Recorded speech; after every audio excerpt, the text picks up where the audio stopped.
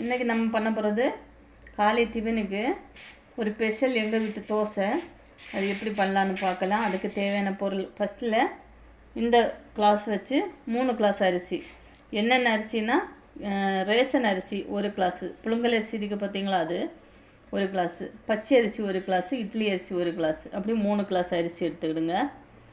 அதான் இப்போது நம்ம தண்ணி ஊற்றி நல்லா வாஷ் பண்ணிவிட்டு, நான் காலையிலே ஊற போட்டுருவேன். இந்த தோசைக்கு 10 மணிக்கு போட்டேன்னா சாயங்காலம் 5 மணிக்கு ஆட்டி வச்சுருவேன்.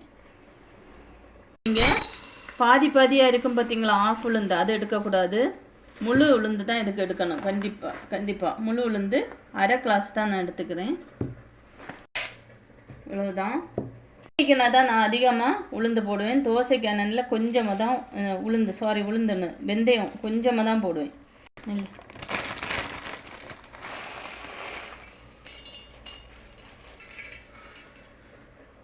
இப்போ ஒரு கையளவு வெள்ளை உளுந்துன்னு அவல் இது எடுத்துக்கணும்.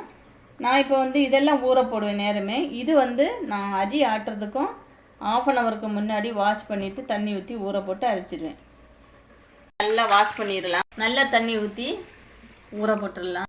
அதே மாதிரி நல்லா வாஷ் பண்ணி நல்லா தண்ணி ஊற்றி விட்டுடலாம். வாஷ் பண்ணியாச்சு. இப்போ அரிசி ஊற வச்சதை, அரிசியில் உளுந்து ஊற வச்சதை அரைச்சி எடுத்துக்கலாம். உளுந்து ஆட்டியாச்சு. நல்ல திக்காக இதை பாருங்கள், திக்காக நல்லா மை போல் அரைச்செடுக்கணும். அரிசி போட்டுக்கலாம். இப்போ அரியும் ஆட்டியாச்சு. இப்போ அவல் ஊற வச்சுருந்தது, கொஞ்சமாக ரைஸு, சோறை வடித்தது கொஞ்சமாக போட்டுடுங்க. ஈஸ்ட்டு போட்டுக்கலாம். தண்ணி ஊற்றி கரைச்சிட்டு அதில் ஊற்றி மாவு கலக்கி வைக்க போகிறோம். பாருங்கள், ஈஸ்ட் இது பண்ணிக்கலாம். உப்பு போட்டுக்கலாம். நல்லா கலக்கி வச்சிடலாம். காலி எடுத்து தோசை ஊற்றிக்க வேண்டியதுதான். கல்லில் நல்லா எண்ணெய் தடவிக்கலாம். மாவு நல்லா புளிச்சு பொங்கி கீழே எல்லாம் களைஞ்சிருச்சு நண்பர்களே. அதனால் நேரமே சுட தொடங்கினேன். பிள்ளை இப்போ தான் எழும்பிட்டான். சரி, அவன் எழும்பினதுக்கப்புறம் சுட்டு உங்களுக்கு தோசையை காமிக்கலாம் தான். ரொம்ப பரத்தக்கூடாது, இந்த மாதிரி தான் இருக்கணும். மூடி போட்டு சிம்மிலே தான் வைக்கணும். பாருங்கள், தோசை இந்த மாதிரி ஸ்பாஞ்சு மாதிரி பாருங்கள் நண்பர்களே. எல்லாம் நான் சுட்டுட்டேன்.